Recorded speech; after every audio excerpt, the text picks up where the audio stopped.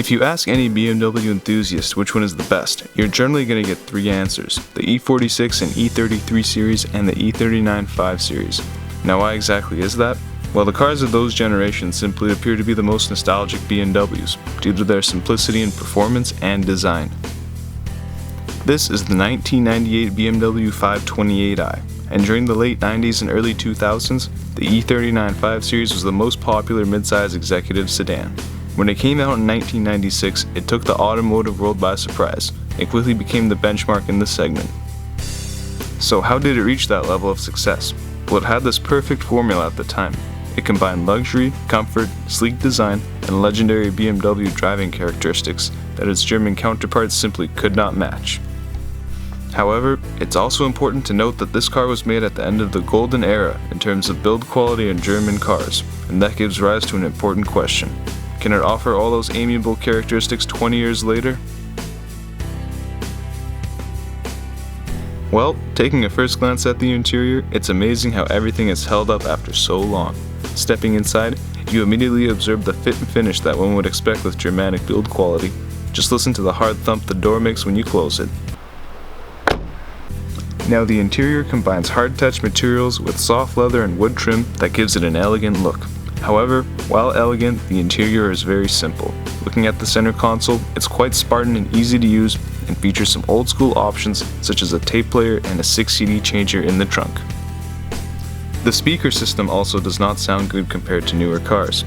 Now it's obvious the car lacks entertainment features, but you have to remember it's almost 20 years old. Where it really shines its comfort features, and I truly have to say there's no car on the market for the value that can offer so many. Features such as comfortable leather seats, 3-zone climate control, a heated steering wheel that offers tilt and telescoping movement, steering wheel controls, automated electric windows, a sunroof, heated seats that can be moved electrically and give the driver 3 memory settings. You can even move the headrest electrically. But perhaps the most dramatic feature is when the car reminds you that you forgot to turn the lights off. It sounds as if a Bavarian school teacher is correcting you. Now don't get me wrong, this interior has a few flaws. For instance, if you use it aggressively, things are prone to break, and the back honestly does not offer that much legroom if you're over 6 feet tall. But nevertheless, let's see how it drives. So let's talk about the gearbox. Now at the time, there was 2 options available for the transmission. There was the ZF 5-speed manual gearbox and the 4-speed automatic that was built by General Motors.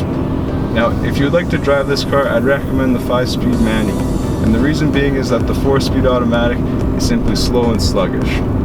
Now this 5-speed manual is really good for driving. The shifts are nice and notchy and it gives you great feedback. But one thing I have to complain about is the throws, and they tend to be a bit longer, which is typical of 80s and 90s BMWs. And the clutch also catches nice and low, which is what you would expect from a BMW.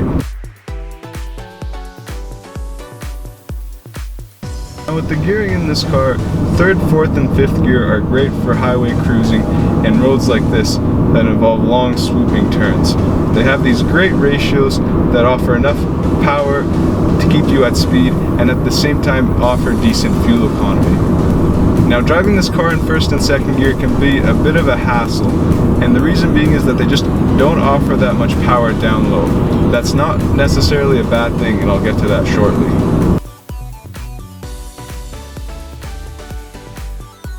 Under the hood, you've got this dual overhead cam inline 6-cylinder engine that has about 2.8 liters of displacement and produces 190 horsepower and roughly 210 foot-pounds of torque. Now being that this is a naturally aspirated engine, you don't have that much torque in the lower RPM. And going back to my rant about 1st and 2nd gear and how it's not necessarily a bad thing, when you're in those lower gears, it gives you a great reason to rev the car up into the higher RPM range and listen to that great sound that the inline 6 makes. When you rev the car above 4,000 RPM or so, that's where the car really starts to take its form and you can really feel the power figures coming into place.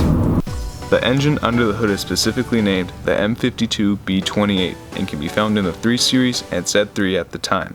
Overall, it's a great workhorse. Now this engine is the first of 2 that were featured in the 528i. The other one came after 1998 and introduced a technical update with dual vanos, or BMW language, for variable valve timing added to the exhaust camshaft, and this basically improved torque in the lower RPM range. Now keep in mind, inline-six engines are BMW's specialization. This engine isn't necessarily powerful, but what's great about it is how it does things adequately. Fuel economy is decent, the power output is enough for normal driving, and it delivers its power in such a smooth and linear fashion. So how does the car handle? Well, it handles fairly well, and that's due to a few reasons. The first is its aluminum body and frame. It's definitely miles ahead of the E34 generation of the 5 Series. And it also has rack and pinion hydraulic steering, which isn't even available on the E39 V8s. And when you combine that with its 50-50 weight distribution and rear-wheel drive, you get this perfect combination of stability and comfort that gives you confidence to take any corner.